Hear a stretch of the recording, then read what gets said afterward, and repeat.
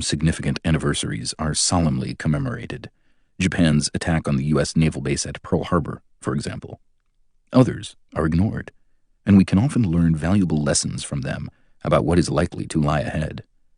There was no commemoration of the 50th anniversary of President John F. Kennedy's decision to launch the most destructive and murderous act of aggression of the post-World War II period, the invasion of South Vietnam, and later, all of Indochina, leaving millions dead and 4 countries devastated, with casualties still mounting from the long-term effects of drenching South Vietnam with some of the most lethal carcinogens known, undertaken to destroy ground cover and food crops.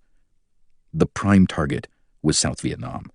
The aggression later spread to North Vietnam, then to the remote peasant society of northern Laos, and finally to rural Cambodia, which was bombed at a stunning level, equivalent to all Allied air operations in the Pacific region during World War II, including the 2 atom bombs dropped on Hiroshima and Nagasaki.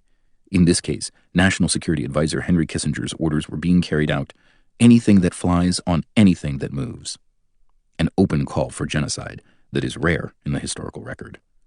Little of this is remembered. Most was scarcely known beyond narrow circles of activists.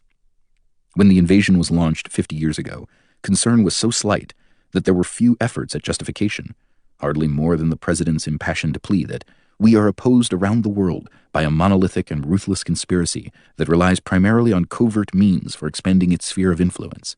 And if that conspiracy achieved its ends in Laos and Vietnam, the gates will be opened wide. Elsewhere, he warned further that the complacent, the self-indulgent, the soft societies are about to be swept away with the debris of history, and only the strong can possibly survive, in this case reflecting on the failure of U.S. aggression and terror to crush Cuban independence.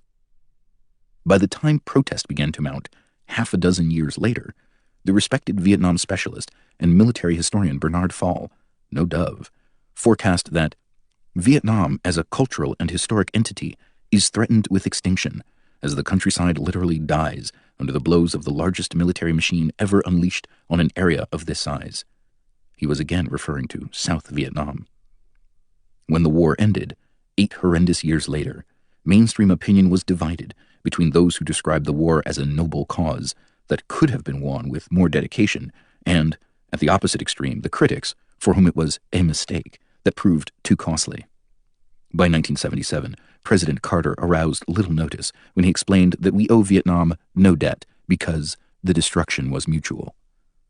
There are important lessons in all this for today, even apart from another reminder that only the weak and defeated are called to account for their crimes. One